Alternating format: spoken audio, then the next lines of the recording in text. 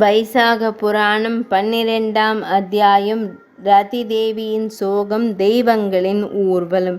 நாரத முனிவர் அம்பரீஷ மகாராஜனுக்கு வைசாக மகாத்மியத்தை விளக்கினார்.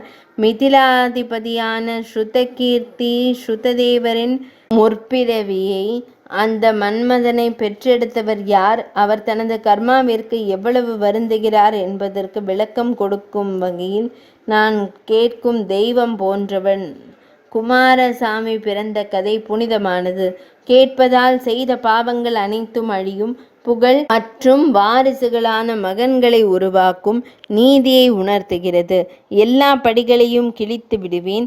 நான் ஒரு முக்கியமான கதையை கூறுகிறேன், கவனமாக கேளுங்கள். ஈசனாரின் கண்கள் எரிந்ததற்காக மன்மதன் எரிக்கப்படுவதைக் கண்டு மன்மதனின் மனைவியான ரதி தேவி கணவனை வேடமிட்டு துக்கத்தில் மயங்கி விழுந்தாள். முகூர்த்த நேரத்தில் தேவி பலவாறு புலம்பினார். தன் சோகத்தை பார்ப்பவர்களுக்கு அவள் வருத்தத்தை ஏற்படுத்தினாள். அவள் கணவனுடன் பழக முடிவு செய்தால் அதற்கு உரிய ஏற்பாடுகளை செய்ய தோழியான தேவி தன் கணவருக்கு அறிவுரை கூறியுள்ளார். வீர பத்தினியாக தன் விருப்பப்படி விதியை நிறைவேற்ற வசந்தனிடத்தில் வந்தாள். நண்பனின் மரணம், நண்பனின் மனைவி படும் துயரம் என துக்கத்தால் இருக்கும் மன்மதன் ரதி தேவியை ஓய்வெடுக்க வைக்கிறான். அம்மா, நான் உன் மகன் மாதிரி. மகனே, நான் உன்னுடன் இருக்கும் போது உன்னை என்னால் பொறுத்து கொள்ள முடியாது. மன்மதன் பல வழிகளில் சொன்னது போல் ரதியுடன் உடன்பட முடிவு செய்தான். மன்மதனால் தன் உறுதியை அசைக்க முடியவில்லை. அவன் விரும்பியபடி சித்தினியை ஆற்றங்கரையில் ஏற்பாடு செய்தாள். கங்கையில் ஸ்நானம் செய்து செய்ய வேண்டிய வேலைகளை எல்லாம் ஒன்றாக முடித்து கொண்டு கணவரை பற்றி நினைத்து கொண்டு சித்தினியிடம் சென்றாள்.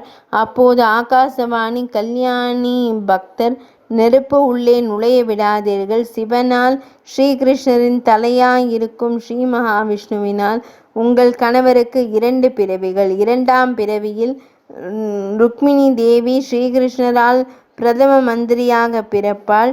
பிரம்மாவின் சாபத்தால் சம்பராசுரனின் வீட்டில் இருக்கிறீர்கள். அப்போது உங்கள் கணவன் பிரத்யும்னன் சம்பராசுரனுடன் வாழலாம்.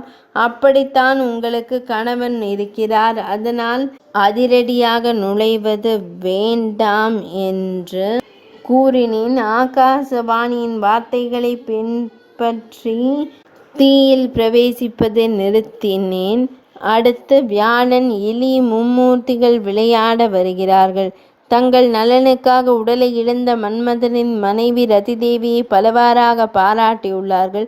பல ஆசீர்வாதங்களுடன் அவளை ஆசீர்வதியுங்கள். சிவனுடைய கண்களின் நெருப்பில் எரிந்து உடலற்றவனாய் ஆன மன்மதன் என்றும் பெயர் பெறுவான்.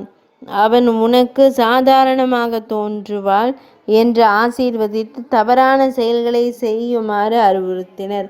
கல்யாணி, சுந்தரர் மகாராஜர் முந்தைய பிறவியில் அரசனாக இருந்தார். நீ இன்னும் அவன் மனைவி. அப்போது ரஜோதோஷம் ஏற்பட்டது. அதனால் நீங்கள் இந்த தர்மத்தை பின்பற்றவில்லை. வைசாக மாதத்தில் கங்கையில் நீராடி வைசாக விரதம் கடைபிடிக்கப்படும். முற்பிறவியில் நீ செய்த தவறுக்கு நான் பிராயச்சித்தம் செய்தேன். உதய காலத்தில் நீராடி ஸ்ரீ மகாவிஷ்ணுவை வழிபடுங்கள். பூஜைக்கு பிறகு விஷ்ணு கதையை கேளுங்கள்.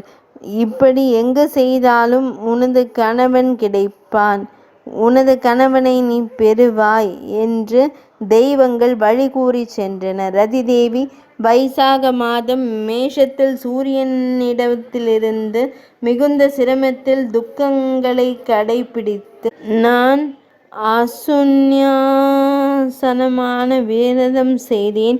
அந்த விரதத்தின் தாக்கத்தால் அவள் தன் கணவன் மன்மதனை பார்த்தாள். அவளுடன் ஒரு நல்ல நேரம் இருந்தது. மன்மதன் தன் முந்தைய பிறவியில் சுந்தர ரூபம் கொண்ட மன்னனாக இருந்தார். அப்போது அவர் வைசாக மாத விரதம் செய்யவில்லை, வைசாக தானங்கள் செய்யவில்லை. அதனால் தான் ஸ்ரீ மகாவிஷ்ணுவின் மகனாக இருந்தாலும் சிவன் மீது கோபம் கொண்ட என் உடலை இழந்தேன். வைசாக மாத விரதம். விஷ்ணுவின் மகனை அழிக்க முடியாத சூழ்நிலை உருவாகி மீதியை என்னவென்று கூறுவது? இவ்வுலக இன்பங்களை அழிக்கும் மக்கள் அனைவரையும் அழித்தொழிக்க வேண்டும் இந்த வைசாக மாத விரதம். வைசாக புராணத்தின் 12வது அத்தியாயம் நிறைவடைந்தது.